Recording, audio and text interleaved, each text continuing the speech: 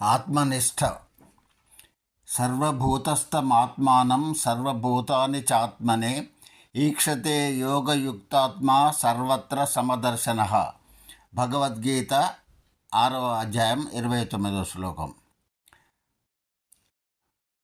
యస్త్వాత్మరతిరేవ స్యాదాత్మతృప్తస్య మానవః ఆత్మన్యేవ చ సంతుష్టస్తస్య కార్యం న విద్యతే.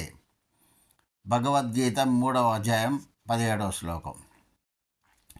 అన్ని ప్రాణులను తన ఆత్మను అన్ని ప్రాణుల యందును చూచువాడు, అందరినీ సమదృష్టితో చూచువాడే నిజమైన యోగి, జ్ఞాని. అంటే అతనికి సర్వము ఆత్మే.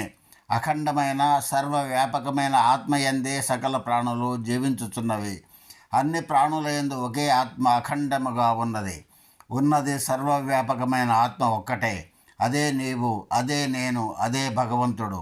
ఆత్మ కన్నా అన్యంగా భిన్నంగా ఏమీ లేదు.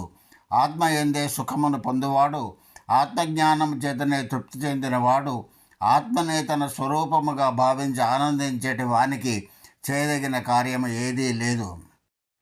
పరిపూర్ణమైన ఆత్మానుభవమును పొందిన వానికి, అనగా దేహాభిమానమును పూర్తిగా నశింపజేసుకున్న వానికి కర్తవ్యం అంటూ ఏదీ లేదు. ఎల్లప్పుడూ ఆత్మ మీదనే దృష్టిని ఉంచుము, ఆత్మగానే ఉండుము, ఆనందంగా పరమశాంతిగా ఉండు. ఆత్మలో తప్ప ఇంకెక్కడ శాశ్వతమైన ఆనందము, పరమశాంతి దొరకదు. అందరినీ ఆత్మస్వరూపులుగా చూడు. నీకు దేహభావన నశిస్తేనే నిన్ను ఆత్మగాను, ఇతరులను ఆత్మస్వరూపులుగాను చూడగలవు. నీకు దేహభావన ఉంటే ఇతరులను ఆత్మస్వరూపులుగా ఎలా చూడగలవు? కాబట్టి అసలు నేను పైనే ఎల్లప్పుడూ దృష్టిని ఉంచు. అదే ఆత్మనిష్ట.